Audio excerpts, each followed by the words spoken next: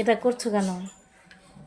যাতে সৈন্যরা যাতে আমরা একটা গাড়ি পেছালায়।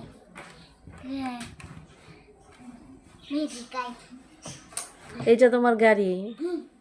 হ্যাঁ, এত খেলনা থাকতে এইটা দিয়ে খেলতে হবে? এটা কি? এটা কি?